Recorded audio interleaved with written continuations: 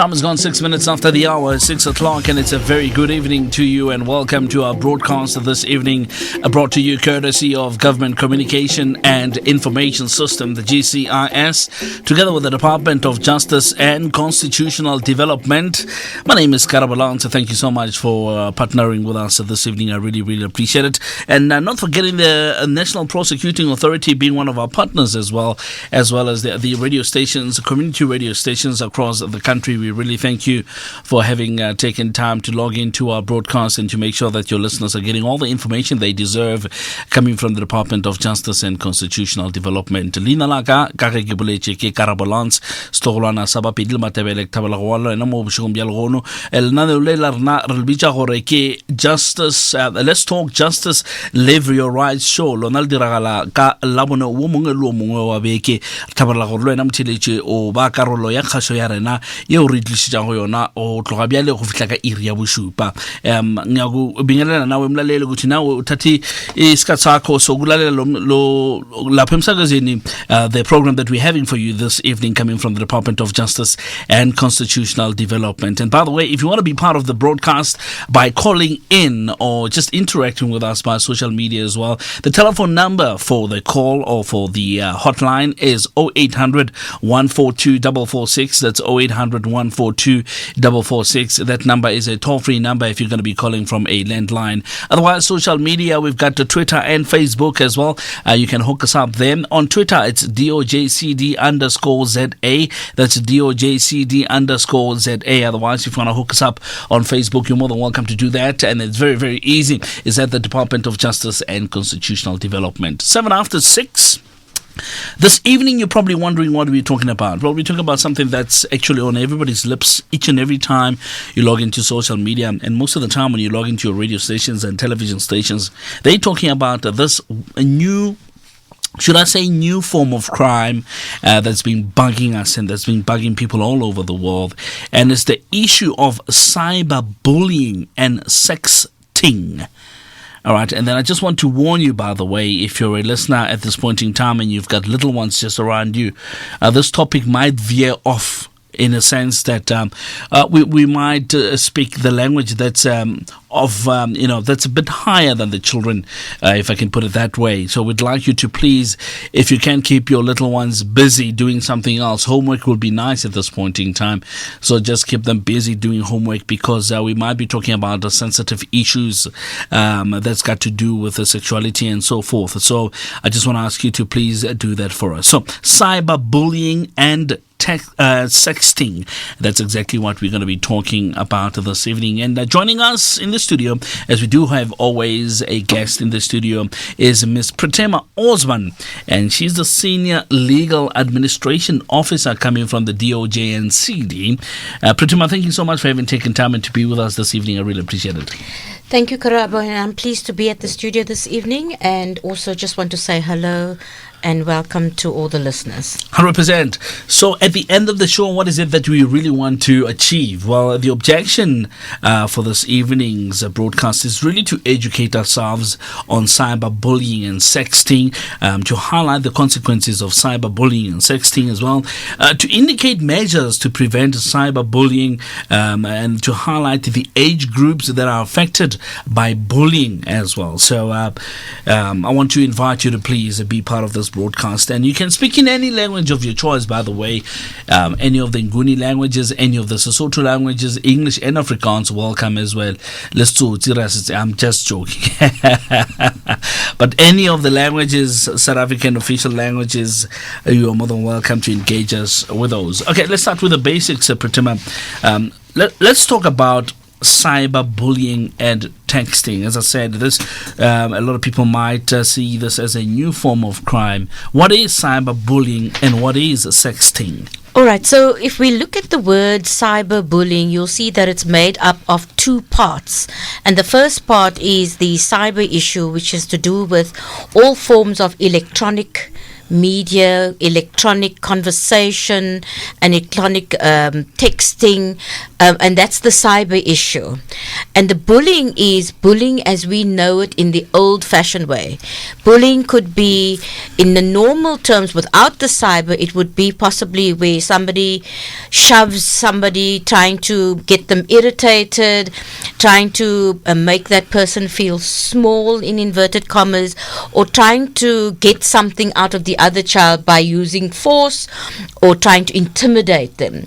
So when you put cyber and bullying together, you'll find that it is a mixture of the use of technical and electronic media on which we all communicate nowadays, using internet, using our cell phones, using all forms of media, and then the bullying part comes in when we use that technology and use it to intimidate other people, to defame other people, and to seriously make them feel as if there is something wrong with them, which is the normal part of what a bully does. The bully tries to harm you by way of either shoving you or but making you feel as if you are of no value.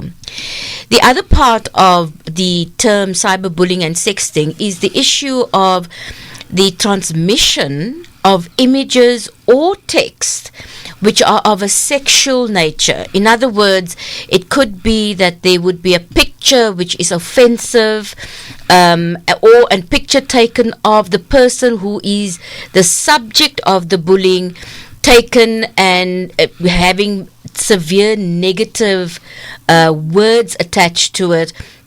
And these images are meant to create a sense of fear in the person, or to make that person feel unworthy.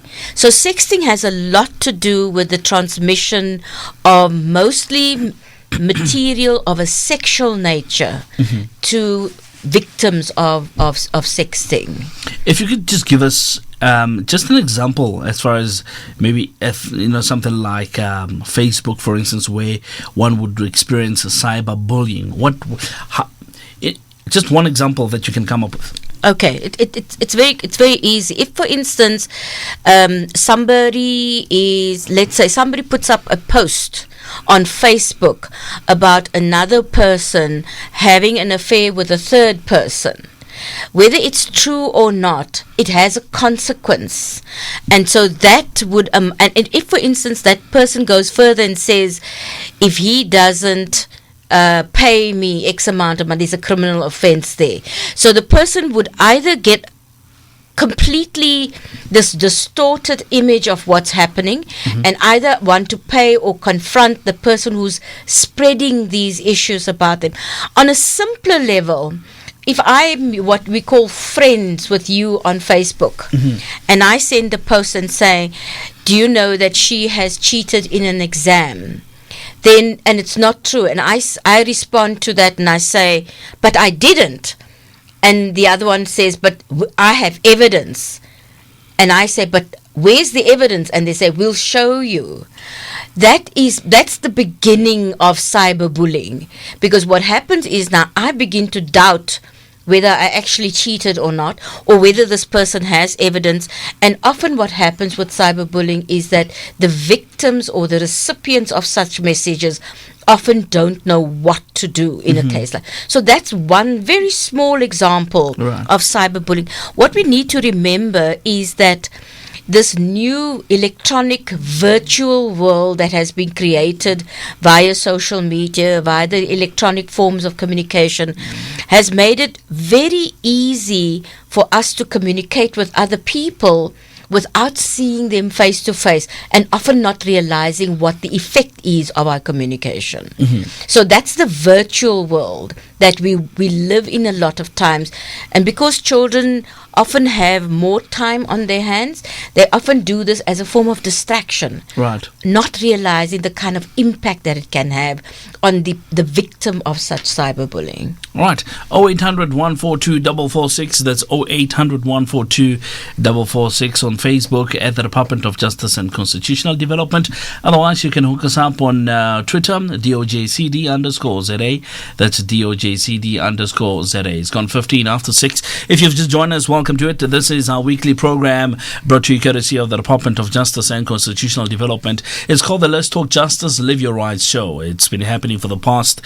This is now our 16th episode that we're dealing with right now, and a lot of people have really learned quite a lot on these broadcasts. Myself, having learned quite a lot up until here, and I'm looking forward to learn a little bit more as well as we go ahead with these broadcasts. So I don't want to leave you behind. I want you to walk with me this path of learning. So you can do that. One way of doing that is by interacting with us on those numbers that I've given you, or those details that I've given you. 0800 142 446, 0800 142 446, a toll-free number if you're going to be calling from a landline. Otherwise, if you are using social media, we can accommodate you on Facebook as well as as well as Twitter, at the Department of Justice and Constitutional Development, as well as the Twitter DOJCD_ZA. I just wanted to add, in regard to the discussion we've just had around cyberbullying, is that the perpetrator in this case of a cyberbullying message doesn't always have to be known to you. So it could be an anonymous message, because the cyber world actually allows us to communicate without always knowing who the messages come from. And so there are different forms of the cyberbullying, and some of them are text messages, normal SMS text messages. Then pictures. People might take pictures of somebody they don't know completely and put it on a Facebook page somewhere without knowing what that effect is. Mobile phone calls, emails, people enter chat rooms and don't always know who they're chatting to, and that can also amount to a bit of cyberbullying if, for instance, the chatting becomes offensive. Right. So there are many different forms of bullying and cyberbullying that occur in the virtual world. Let's talk a little bit about the law, what the law says about this. I wonder if our law deals with us in a specific way. Are there any acts that are governing this type of this type of practice?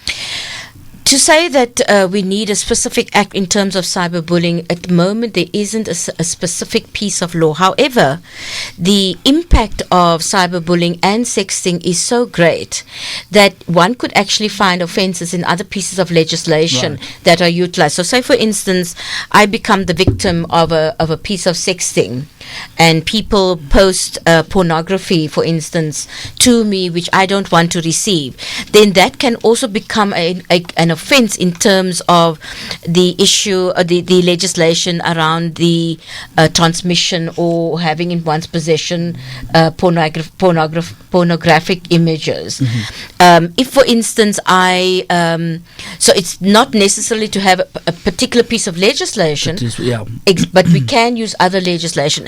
And sometimes we'll find that the legislation doesn't always meet the needs, because it's such a new arena. Right. And we can count ourselves actually amongst some very progressive jurisdictions in the world where people are beginning to grapple with the issue of cyberbullying and have had to look at ordinary criminal legislation in order to be prosecuting these matters. Then also, in terms of the protection of children, that can also be utilized where cyberbullying has occurred. So you'll find that schools can also provide some guidance as to how cyberbullying should be handled, and so that's a very useful thing. There's also the issue of taking pictures, let's say, or even not the real pictures, but posting it as the genitalia, for instance, of as we've had before, of a principal. Mm-hmm. So that image is offensive and it's defamatory, and that amounts to what we call crime and injuria. Basically what it means, it's an offense against it's a defamatory image against the personality of somebody. Right. And that is punishable. So at the moment we are in the process of having the cybercrime bill, which is before Parliament that is under discussion at the moment. Mm-hmm. So we are very much in the forefront of developing legislation around looking at the kind of offences, not just in terms of personal and cyberbullying, but more also in regard to the general world of cybercrime, which also includes, for instance, the identity theft. That also is utilized. But for our purposes today, we don't have specific legislation dealing at the moment with incidents of cyberbullying. But there are definitely measures in all other areas of law which can actually be utilized to prosecute an offense like that. That is the voice of Ms. Pritima Osman coming from the DOJ and CD. She's the Senior Legal Administration Officer who's here this evening to come and help us understand a little bit more about cyberbullying and sexting. These are some of the things that we've been hearing about on the radios, on the televisions, on newspapers and so forth. And people have fallen victim to this type of crime, and would like to deal with it this evening. Perhaps you are a victim of this type of thing. I would like to help you and see if we can give you a little bit more information in terms of how to deal with it. 0800 142 446. That's 0800 142 446. Otherwise, DOJCD_ZA. That's our Twitter handle. If you go to Facebook, it's going to be at the Department of Justice and Constitutional Development, and you can hook us up there. And we're waiting for your call so that we can help you with whatever matters that you're having in this regard. Thanks, Karaba. I think the other issue one must speak about, and this often happens to young people. The scenario works like this. I may have a boyfriend I'm very much in love with, and he takes a picture of me where I'm slightly undressed or something like that. He sends it to me. I think it's brilliant, but then he also sends it to his friends. And that immediately becomes the displaying of a sexual image. Right. And that has consequences. It has legal consequences. In fact, if a child is convicted of this, that child's name could be entered into the National Register for Sexual Offences forever. So it's a very serious offence. So if the perpetrator, actually... It doesn't need to be the perpetrator. It could be if I take that picture and send it off as well, I could be guilty of that as well. So I suppose the bottom line in all of this is never to send sexual images or pictures of yourself unclothed to one another. But we know it's inevitable, it's going to happen, especially when relationships go sour, when we no longer are in love with that person. Then we feel that, we want to destroy this person, so we send this picture to somebody, and then it becomes completely transmitted, so to say, becomes almost public knowledge, right? And that can amount to a conviction as well. So we need to be alerting the public, especially children, that the transmission of images of another, and I'm not talking about just the face, but I'm talking about breasts, genitalia. It's and even nude pictures. Some young people may feel that sending a nude picture of myself will be pleasing to my boyfriend. It can be abused. So we need to be extremely careful of that. All right, there you have it. Let's go to the telephone lines quickly. And this time around, we're going to be starting in KZN, and we're going to be speaking to Thokozani from Jozini. Thokozani from Jozini. Good evening to you, Thokozani. All right, I think we've lost Thokozani there. We're going to try to get Thokozani back. 0800 142 446, 0800 142 446, telephone number if you want to get a hold of us. It's a toll-free number. You're not going to be paying a single cent. Otherwise,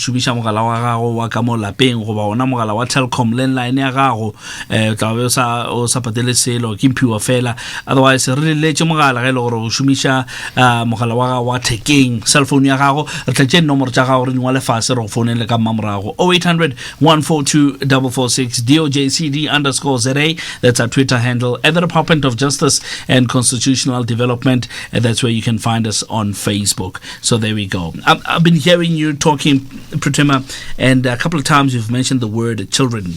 Yes. Right. Which brings me to my next question, and I wonder which are the age groups which are mostly affected by cyberbullying and sexting? That's a difficult question to answer, because we know for a researched fact that children younger and younger are able to utilize internet, are able to use cell phones, and also take pictures with cell phones which they can distribute. So I think the most vulnerable age is at the age where young people are attracted to one another.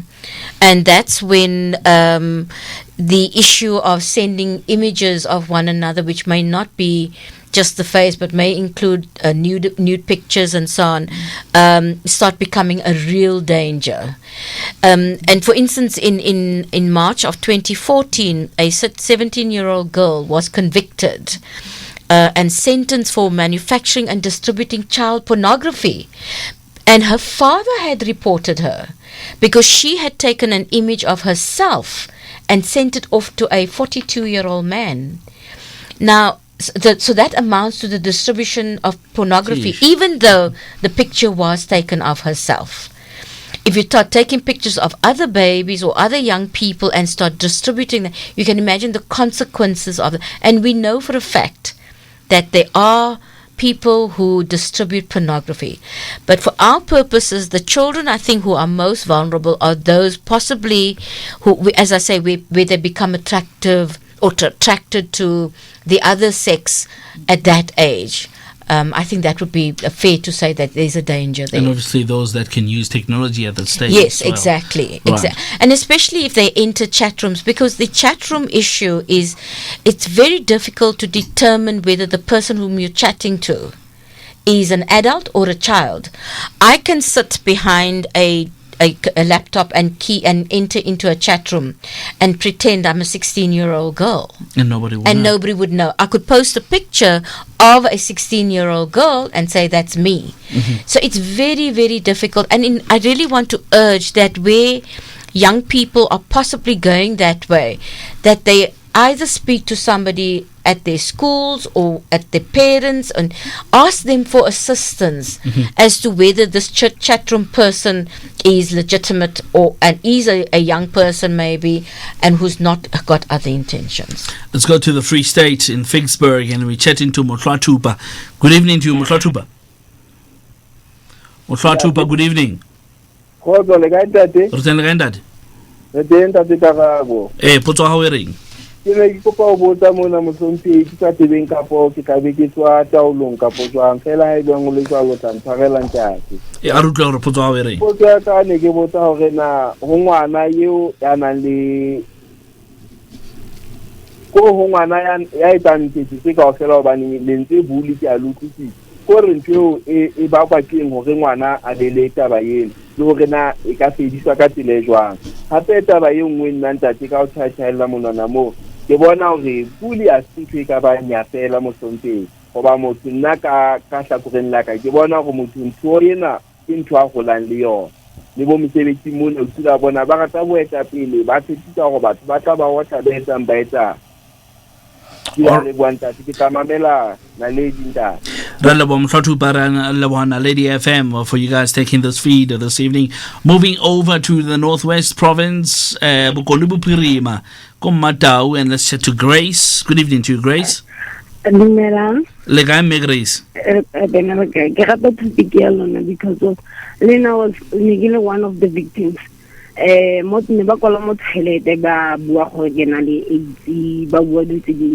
And then target freedom of speaking social between it's more especially false about us.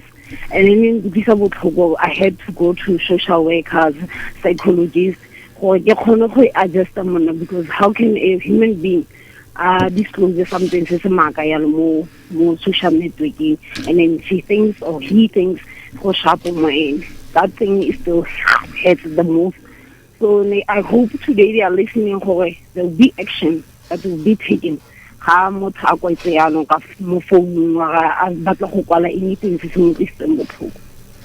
Grace what steps did you take?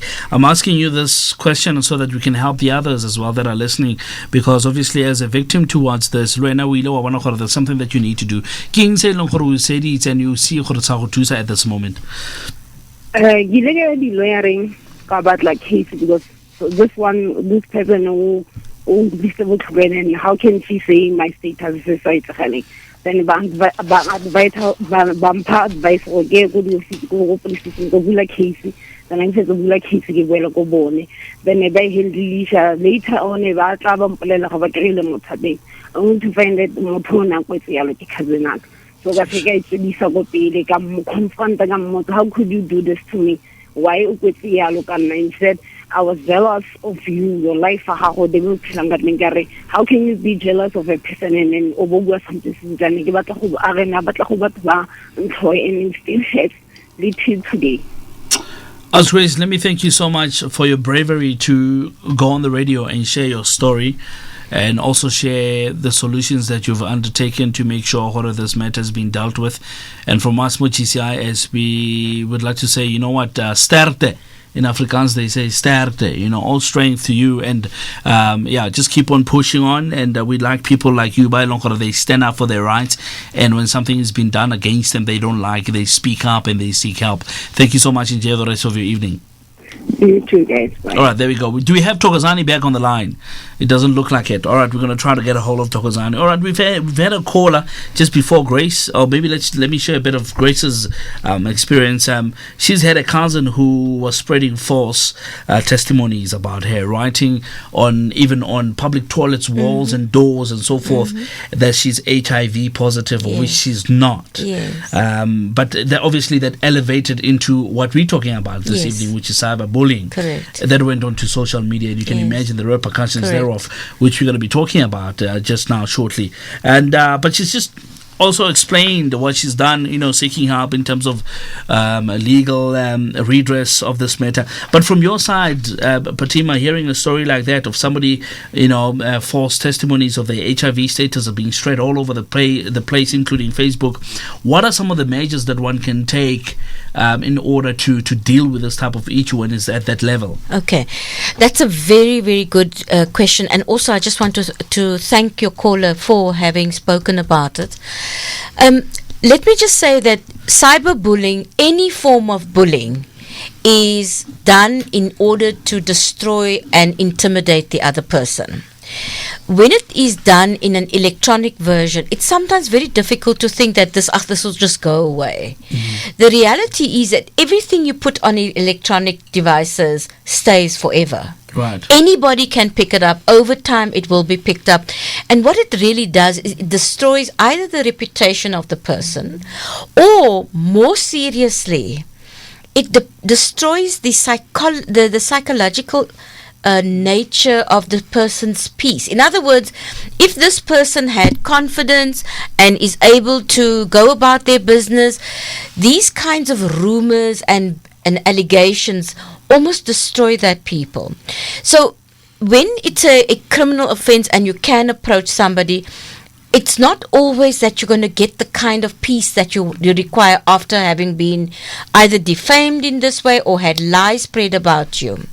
So one should actually take some protective measures. The one thing that I always think is important is speak. If a child or a young person or even an adult has been cyberbullied or sees messages about their themselves, which is not true, they should not confront that person, because that person thrives on being confronted and knowing that they've taken away something from you.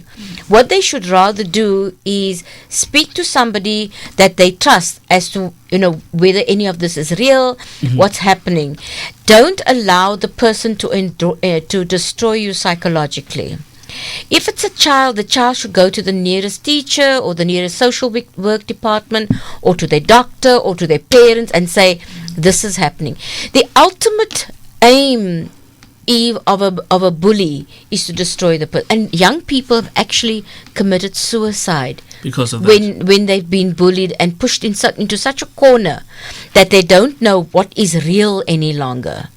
So it could amount from something simple like she stole 5 rand from me, or it would be that she is a bad girl because she's been sleeping around with the principal.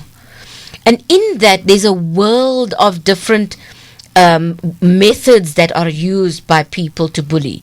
So the big thing is that in this, one needs to remember that one is not that person. Right. One is not the person that this person's making out. The other thing, the other method is to really try and get some psychological help. It's very, very important because your frame of mind is destroyed. Now, these are things one can do when one doesn't want to actually lodge an assault charge or a sexting complaint with the police or anything like that. But at no point should they buy into what the bully is actually saying about them. And if they are the recipient of photos or images of a sexual nature, they should go to the police and report it immediately. Right. 0800 142 446 0800 142 446. That's our toll-free number if you're going to be calling from a landline. Otherwise, if you're calling from, not calling rather, but if you want to engage us via social media, you're more than welcome to do that. We are available on Twitter and is DOJCD_ZA. That's DOJCD _ZA. Otherwise, Facebook, very easy as well. The Department of Justice and Constitutional Development. That's where you can find us. And my social media producers are standing by to take some of the questions that you might be wanting to post on Facebook or Twitter as well. So let's go to the Northern Cape and we're chatting to Tabi. So all the way from Postmansburg, depending if there we go. Tabi, so Dumelandat. o siamela dumedisele moeng wa gago ka a utlwe that ke tlile go botsa potso eso ke mabapi le ntshengwe bidiwang defamation of character ne right how motho a go diragala gore today you go to the clinic, you go to test batho ba kry positive, then how tsena go dithabile o bo kry leina la gago le tletse kwa le mo social network gore no this guy o positive. What steps must these people take that are defamation of character? If you back up in a sale bro, and we are Turkey be yang kasitwa. Do say we what is the but what is the babalela pane? How wa sheba do that thing di tlhagelela on Facebook go teno motho rileng o dire so le ngwana ga go kuntlu. This thing government rena e tsa kgato ya go sireletsa batho ba ba tlhagiso mafarakate. Ke batho ba berekang go ditheong tsa health. Go bua go tsa pholo. Go ditheong tsa pholo batho ga ba sireletse ga bru. A tseiti matlhoko a batho a expose wa mo di Facebook, mo di Twitter. Government rena e dirang ka lotsi ya lona. All right, thank you so much. And Dr. Tabiso, re tla bona re arabe yang potso ya hao. Thank you. 0800 142 446 0800 142 446. Otherwise, Twitter DOJCD_ZA, Facebook, and the Department of Justice and Constitutional Development. I changed my gears there slightly, pretty much just to make sure I'm not saying them fast. I'm saying them slower so the people time, so the people can hear. So there we go. That's Tabis all the way from Postmansburg, and he wants to know the issue with defamation of character. How does one deal with it?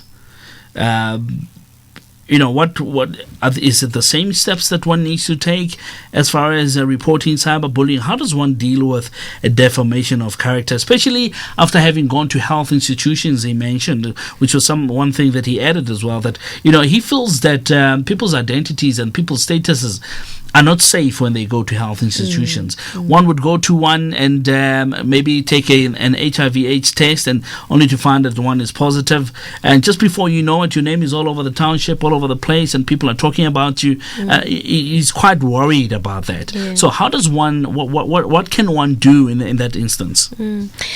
I think first of all, the elements in regard to dealing with a defamation of character picture, the one very important element is that the defamation or the defamatory line or value, whatever it is, has to have been publicized. In other words, the fact that, let's just say in this particular case from the caller, that he sees whatever the status is, he sees that advertised, and then that's the first thing. So there must have been some form of publication in terms of that defamatory thing. Right.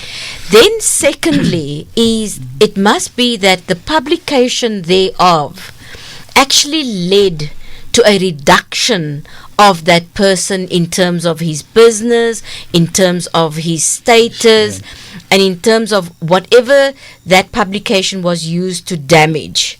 So you can't just claim defamation because somebody knows your status.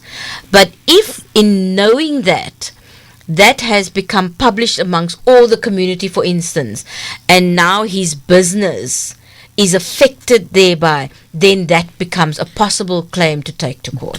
Does it have to get to a level where you have a negative effect on it? Can't one just, seek recourse and redress when only somebody has publicized, and maybe you're not experiencing any loss of business income or anything like that, but just for the mere fact that somebody has just gone ahead and publicized this information? Can't one? I think normally any form of defamatory statement would affect one's standing in community. So say for instance, if it wasn't a business person, say it was a pastor, and the pastor's been married forever, he's never been around, and he sees this HIV test showing he is positive being put all over the community halls or whatever. If that has led to a reduction of his status in the community, that could also be defamatory. So it's not necessarily linked to your business, Right. but it's more to do with your status in community. Okay. And this is one of the reasons why when one claims against a family member, for instance, say, you've defamed me, it's very difficult, because if it doesn't go beyond the family and hasn't become part of a newspaper article where all the community members read of it, and there's been no lowering of your status within whatever standing you are, then it's very difficult to prove defamation. However, where somebody is spreading lies about you and you feel you have a feeling of fear, or you feel as if you are threatened, that amounts to an assault. So an assault is not necessarily hitting you or kicking you or anything like that, but where by what that person does you feel fearful or intimidated, that is an assault, and that can also be reported to the police. All right, let's chat to Aisha from Klerksdorp. Aisha, Yes, good evening. What is your question? good evening. I want to know behavioral patterns. Is there specific behavioral patterns that you can see in children when they are being bullied, and how can you motivate them from the side to open up towards someone? All right, thank you so much, Aisha, for your question. Appreciate it. Okay. Thank you for that. I'll listen. Thanks, Aisha.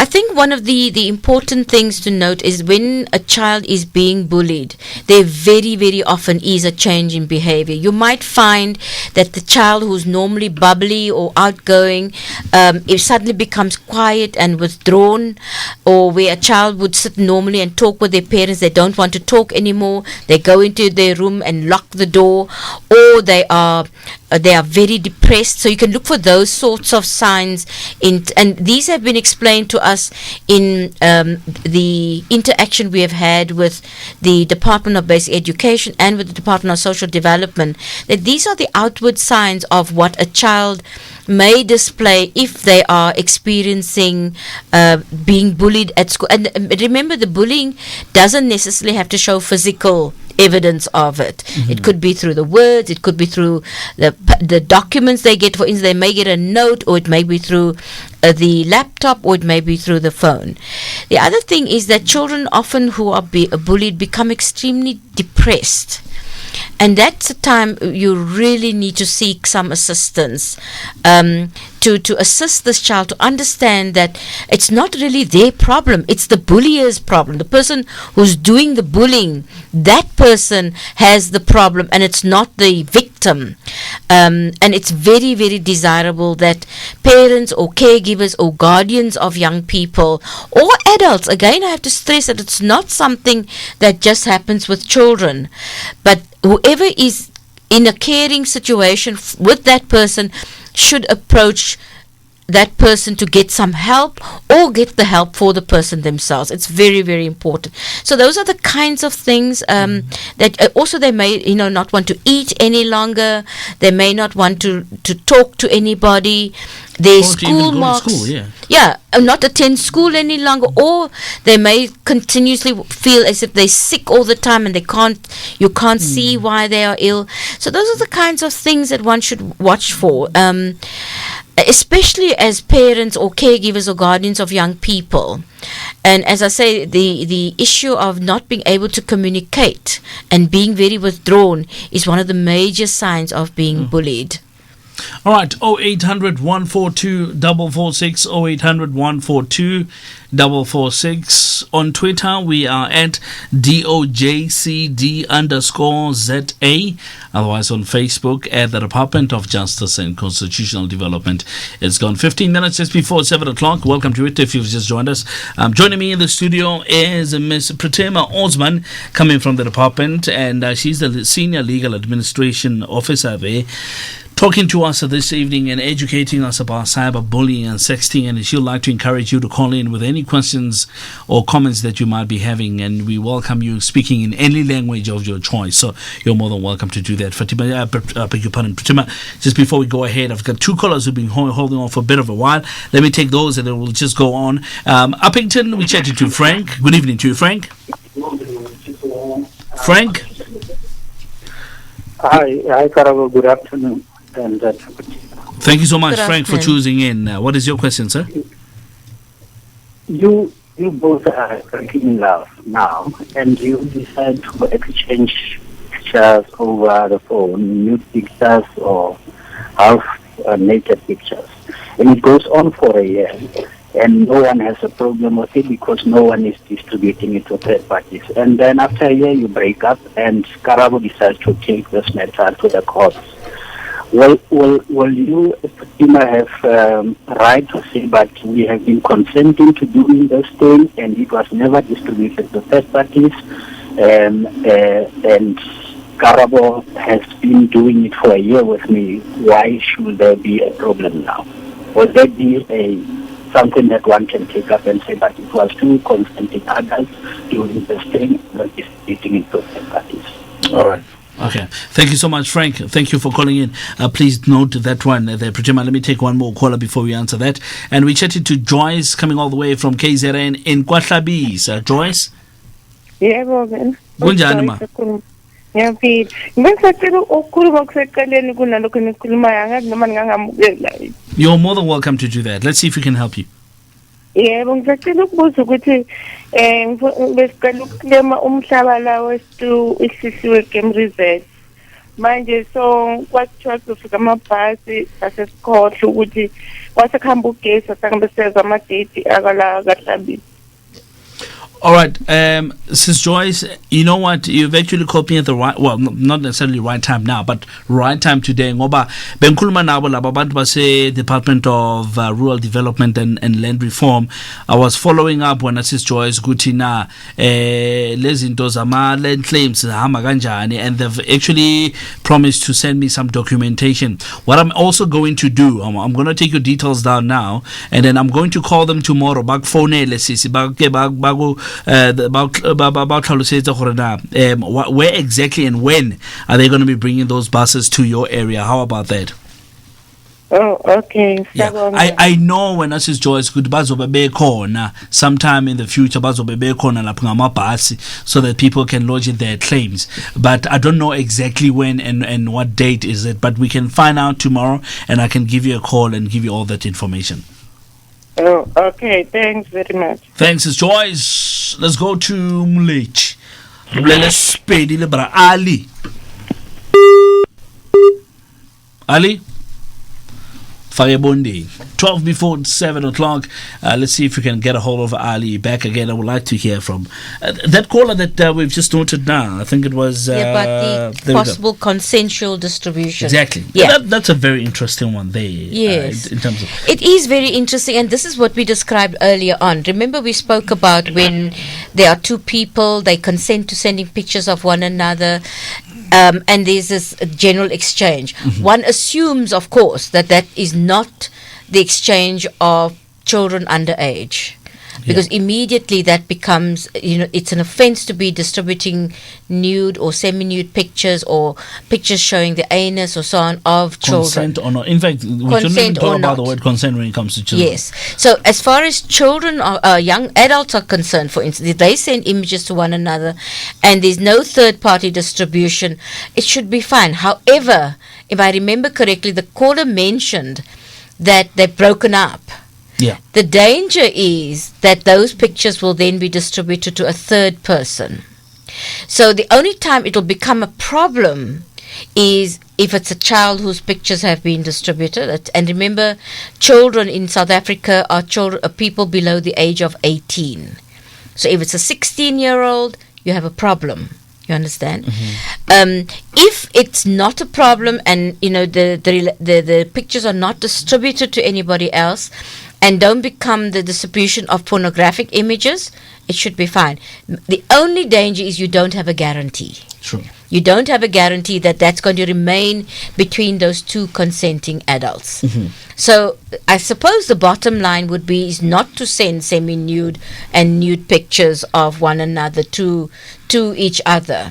All right. It is a danger. Okay, let's take Mary quickly. Apparently, Mary is driving. Mary, can I ask you to park? Are you parked on the side, Mary? Hello. Hi, how's Mary? Yeah, I'm at the robot. It's a glitchy robot, so I just need concentration. Hold for a few seconds. Let me move on to they'll call you back. Let me move on to the next caller. I'll tell you why, because I don't want you driving and phoning me at the same time. Okay, let's go to Ali. Ali's back. Bra Ali. Yeah, hello. Lgana. Rona puchal na ring. Kudu ona le se ke lebeletse kudu re lebeletse taba ye ya cyberbullying gore na e ka ba ge e shetse ngwana e ka be le gore o ikhwetsa a le maemong a jalo ke magato afe ke maele afe ba ile gore lena le dibatametse a ka kgona go a tšea kudu re lebeletse gore phela ka gare ga di-community tše le gore di tša too much mo ile goreng bana ba ikhwetsa le gore ba ba traumatized da self-esteem e feletša le goreng ga bana thekgo ya maleba go netefatša gore na e ka bela gore ke sefe se le gore ba ka se dira ka sona seo gomme ye nngwe ye le gore nka napa ka e botša ke gore na e ka bele gore ge re lebelela taba ya cyberbullying once again gore na e ka bele gore e fapana jwang le stalking. All right, thank you so much, Bra Ali. Ke a leboga. All right, okay, let's go to Thokozani in Jozini. Thokozani, yebo sawubona futhi kunjani Bra Thokozani? sikhona njani? Hayi siyaphila baba. Umbuzo wakho uthini? Ngicela ukubuza la sometimes kuyakwenzeka ukuthi mhlambe abazali or ilunga lomndeni lithathe izithombe zabantwana ezingekho right ba-upload lapha ku-internet yabona.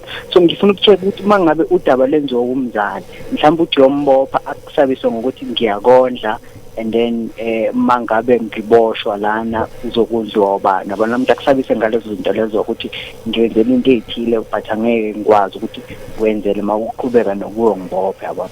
So ikhona yini support from i-department yaka-justice or yaka-correctional service enazo ukusiza abantu abanjalo abangakwazi ukuthi awubophe umzali wakhe because uyena ongenisa ukudla ekhaya yabona.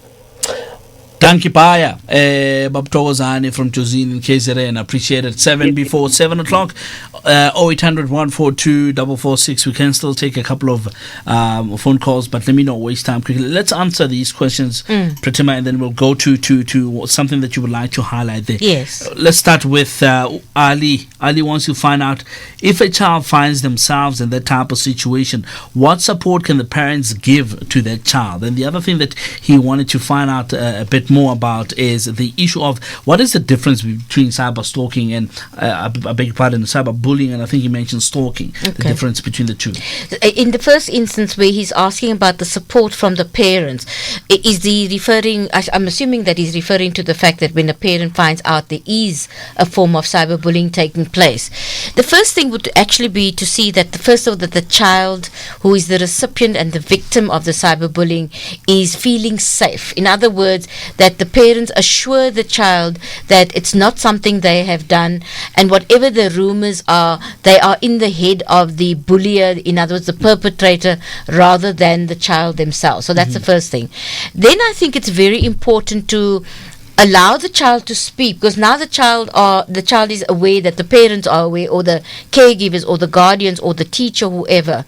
Then would be that would be the time to allow the victim to be able to talk about this experience, and together with the victim to determine whether they should be actually getting some assistance or not, whether it's in the form of speaking to a health professional or a social worker. that would be the kind. And as I say, the Department of Social Development as well as the Department of Basic Education have actually developed material to provide assistance for children or parents who are the victims of the cyberbullying. All right, then. And then cyber stalking is also a very serious. It's a kind of phenomenon that started. Initially we were always aware of the fact that people can be stalked by people following you and so on. Now, this has become something that people do via texting and internet and so on. It's very threatening because the stalker and because of our technology, you have the ability to see where people are. And when you're doing Facebook, for instance, you can see the location. And sometimes it's very, very fearful because you don't necessarily tell the person or anybody necessarily where you're going to when you are going to town or wherever. Right. But you send somebody a message and that is picked up, and suddenly your location is known in terms of the new technology. Right. Sometimes they go to Google Maps and see the homes and addresses of people. Oh, so IP that's very addresses, and often the cyber stalking is as a result of, again, the perpetrator wanting to make that person fearful, make that person scared, make that person confused, not let them be able to think clearly as to how to protect themselves. When a cyber stalking issue comes, we seriously suggest that you report it to the police. They actually do have units who deal with cyber crime. Okay. So they do deal with this, and it's something that they're very alert to.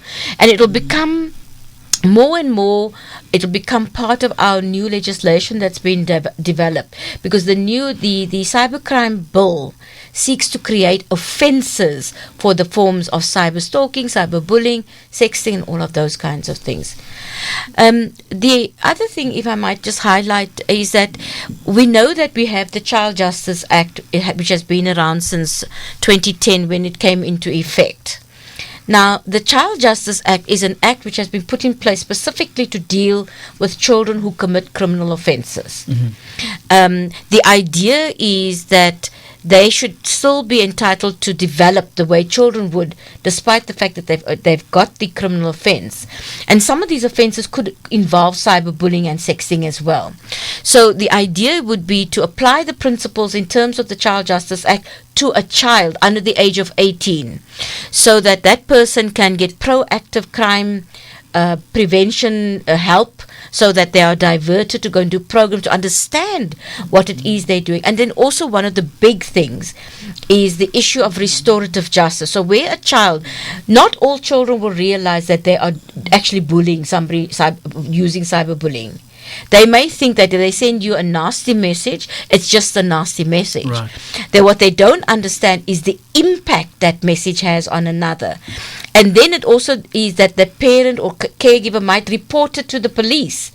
So where there are such cases where children have acted not knowingly committing an offence, or whether it is a knowing offence, they could actually be diverted in terms of the Child Justice Act. All right, let's go to the telephone lines again. We're going to take 3 last callers, gentlemen. We've got 5 minutes to go. All right, let's go to Mary. She's parked on the side now. Mary is gone. Fagebondin. Okay, let's go to John in Pretoria. John? Yes, hello. Hi, John. How are you doing? I'm fine, thanks. Thank you so much. What is your question, sir? Okay, my question is, I'm in love with a certain lady, and then what happened is, actually there was some, misunderstanding between myself and my wife. So I'm in a process to marry that lady. So now, one day when we were from work, my wife picked up my smaller bag, and then she took up some photos for this girlfriend of mine, and then she went to the to publish that those pictures on the on my family, on the WhatsApp circulating. And then I asked her, can you give me back those photos? She refused to give me those photos, and then she said, I want to fix that lady. So what must I do? Okay, we have answered that, but we're definitely gonna answer it again for your interest, John. Thank you so much for calling in. Let's move over to Uviwe in the Eastern Cape, in Ellis. Uviwe. Okay, Uviwe is not there. All right, cool stuff. Is she there? She's not there. Okay, she's not there. John says you've heard the story. Yes, I have. It was kind of confusing at the same time as well. Yes. But nonetheless, the context here is pictures were taken without his consent, published. What must he do? Well, it appears from what John has said that the pictures that were removed from his bag were not electronic pictures, I'm assuming. Because he says they were published on Facebook, I think I heard him say. Okay. More probably scanned and all that types. Yeah, I think if in the publication of those pictures, the reputation of the girlfriend has been harmed in any way, it would be important to first find out, whether in effect it actually harmed her status. Mm-hmm. But I think in this particular case, what's important is that I think what he was pointing out is that there is, first of all, these are adults, these are not children. So it seems to me that what he needs to do is to, and I'm a little bit uncertain as to whether he's getting married to the girlfriend or whose pictures were removed. But either way, it looks to me like there may be a case to go to court to ask for an order in terms of domestic violence or in terms of the Harassment Act.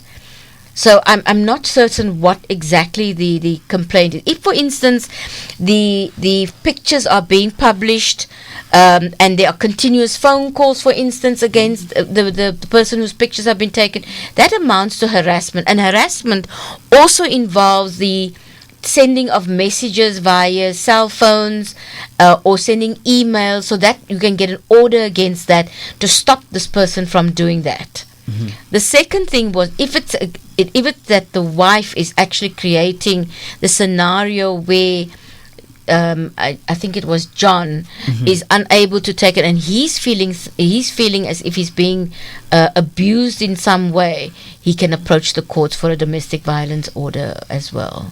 All right, message coming from Facebook. Thank you so much, Anonymous, listening via Live FM. Anonymous wants to know what can be done if someone is being harassed on social media. That's okay. We've answered that a couple of times, but there are listeners who just joined us and they're just catching this at the end of the thing. So let's just answer that very quickly, there, Pratuma. I think just generally, if somebody is being harassed by a party or their partner or anything, they're allowed to go to court and ask for an order in terms of the Harassment Act to prevent or stop that harassment. And I think that's the easiest thing, especially when you've been in some form of relationship with that person. You can go and approach either the domestic violence court or the harassment court at the magistrates' courts. Let's take Mary. Mary, quickly, what is your question? You see. Uviwe, what is your question? Uviwe, what is please, can you close your radio down? We're running out of time even. Okay, sorry. My question is, do I need to warn someone before reporting him or her for defamation of character? And if yes, how many times do I need to warn that person prior reporting him? I'm over that. I'm over at all. Oh, my question is, do I need to warn someone before reporting him or her for defamation of character? And if yes, how many times do I need to report? How many times do I need to warn that person? Guys, that line is bad. I can't do this. I can't do this to other listeners. Unfortunately, Uviwe, I can't hear you at all, and we're running out of time. I've got one more. I'm very, very sorry. We can't. We're battling to. Could you hear anything there, Pratuma? Yes, I heard what the caller was saying. Basically, he was saying, how many times do I need to have an incident which is of a defamatory nature happen before I must report it? I hope that's what. I think that's basically what he was asking. Okay, producers are not sure. Okay, yeah. I'm having one note from one of my producers. Let's go with that angle. Okay. The issue is not of how many times it happens. What is important is, first of all, whether the defamatory statement has been published, and secondly, whether it's affected your standing or your reputation in any way. Those are the important things. Sometimes the publication of a defamatory statement just once can cause a huge impact on your reputation. So I think those are the important elements in regard to defamation of character. One last question that I feel is very, very important from Thokozani. He wants wants to know, do parents have the right to take nude pictures or semi-nude pictures of their kids and post them on any form of social media? And if the kids are saying, no, you can't do that, they threaten them and say, look, you stay here. It's DSMA, Ziri. No. The short answer is no. Children, first of all, should not be having their nude pictures published. It can also amount to distribution of pornography. And although it's the parents' home, parents have to be also respect for the children's right to privacy. So, short answer is no. Parents should not be taking nude pictures, and especially if they are seeking to publicize it on Facebook or put it up somewhere where it can be viewed by others. That would amount to the distribution of pornography, child pornography. All right, that's the voice of Ms. Pritima Osman, coming all the way from the Department of Justice and Justice and Correctional. What am I saying? Justice and Constitutional Development. Jeez, my head is going cockeyed all of a sudden. Right at the end of the show, can you believe it? Oh my goodness me! And she's coming from the Chief Directorate that deals with promotion of the rights of vulnerable groups, and she's a Senior Legal Administration Officer. Pritima, thank you so much for having taken time to be with us. I really appreciate it. Okay, we'd like to apologize to all the radio stations and all the listeners who could not go through. Let me apologize to Moretsini, and specifically in Sukukun and Khang Golepalale. You guys got in, but you could not go on air. So we'd like to apologize for that. Thank you so much to the producers, Brareji, as well as Uputlinda Mazibugo, as well as my social media producer as well, Simone and I do.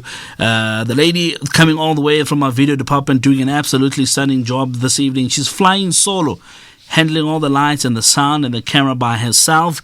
And this is Ngadime. You know, there's a song that we played just before the show, and it sings about her. Thank you so much to her as well. Everybody who's listened in, we really, really appreciate it. And from myself, Karabalance, that's how we wrap it up. Join us again next week, Thursday, same place, same time, as we deal with matters that's got to do with your rights, because we want them. We want you to live your rights. From myself, Karabalance, it's ciao for now. Enjoy the rest of your evening.